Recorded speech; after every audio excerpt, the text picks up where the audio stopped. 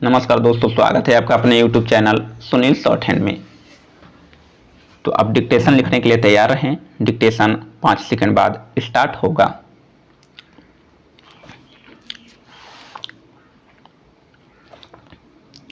Start. सभापति महोदय, सरकार इस नीति में नहीं आई है कि वह कह सके कि देश में काला धन नहीं है। काले धन को निकालने के और प्रयत्न होने चाहिए, लेकिन उसके साथ साथ इस दिशा में भी कदम उठाए जाएं कि ऐसे कामों पर रोक लगाई जाए जिससे लोगों को काला धन कमाने का अवसर ही न मिले। आज हमारे देश के विभिन्न प्रदेशों और क्षेत्रों की स्थिति में बड़ा अंतर है। इस अंतर को समाप्त किया जाना चाहिए। मुझे आशा है कि वित्त मंत्री महोदय मेरे इन सुझावों पर अवश्य ध्यान देंगे। कल मैं वित्त मंत्री जी को बता रहा था कि आप एक तरफ से नए नए कर लगाकर खजाने को भरने की कोशिश कर रहे हैं और दूसरी तरफ आपके विभाग उस खजाने में छेद कर रुपया निकाल रहे हैं। इस तरफ उनका ध्यान जाना चाहिए। मैंने इस संबंध में एक उदाहरण दिया था कि एक लंबी चौड़ी सड़क पर एक ही तरह का काम होने वाला था।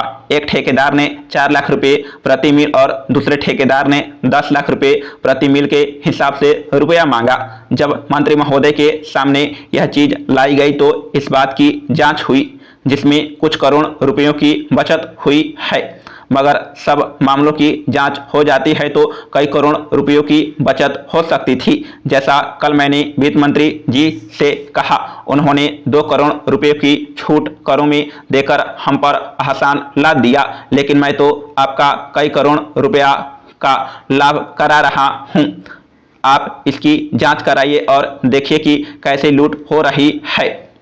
इतना ही नहीं, इसका प्रभाव दूसरे विभागों पर भी पड़ रहा है। वहां पर जो दूसरे विभाग काम कर रहे हैं उनकी दरें भी बढ़ रही है। यह दरें बढ़ने के लिए उनकी मांग बढ़ रही है। जब वही काम एक जगह अधिक लागत में होगा तो दूसरी जगह वही काम कम लागत में नहीं हो सकता। इसलिए या तो वह चोरी करेगा या दर बढ़वाएगा। अगर एक सड़क पर ऐसा होता है तो वहां जो दूसरे काम चलते हैं उनमें भी ऐसा ही होता है। ठेकेदार आपके विभागों के साथ मिलकर दर बढ़ाते हैं। मैं भ्रष्टाचार की बात नहीं कहता हूं, उसको ना आप बंद कर सकते हैं और ना मैं बंद कर सकता हूं और ना लोग। महोदय, वह उस भारतवर्ष से कहीं अधिक बड़ा है जो कभी किसी भी ऐतिहासिक काल में या उसके पहले किसी एक छत्र शासन के अधीन रहा हो। आप जानते हैं कि भारतवर्ष इतना बड़ा देश है, पर संसार के और बड़े बड़े देशों की सैनिक शक्ति के सामने उसकी शक्ति बहुत कम है। इंग्लैंड, अमेरिका और रूस की सैनिक शक्ति के सामने हमारी शक्ति बहुत कम है। ऐसी स्थिति में हमारे सामने प्रश्न यह है कि क्या हम किसी के सामने झुक जाएं, किसी के साथ मिल जाएं या अपने को तटस्थ और स्वतंत्र रखें। किसी के साथ मिल जाने का अर्थ यह हो सकता है कि हमें उसके प्रभाव या उसकी शक्ति का लाभ मिले, परंतु उसका परिणाम भयंकर हो सकता है। यदि उन पर भी कभी संकट आए तो हम पर भी आएगा। यदि हम अलग रहते हैं तो हम अपने पैरों पर खड़े होकर अपनी शक्ति से बहुत कुछ कर सकते हैं।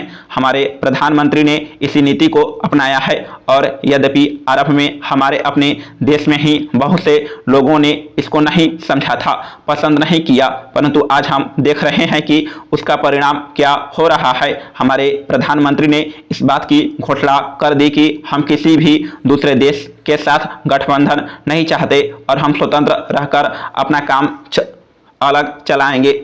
हमारे बहुतेरे लोगों ने यह समझा कि यदि हम किसी बलशाली देश से मिले तो और कुछ नहीं तो कम से कम आर्थिक सहायता तो मिलेगी।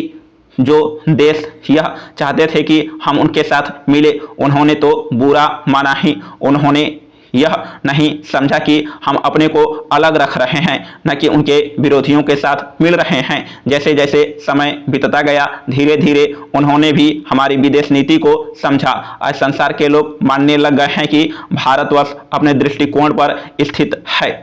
इतना ही नहीं बल्कि एक नए देश को जिसे स्वतंत्र हुए अभी 55 वर्ष ही हुए हैं, जो स्थान मिल सकता है उससे कहीं ऊंचा स्थान हमको मिल गया है और हमारा उत्तरदायित्व भी बढ़ गया है।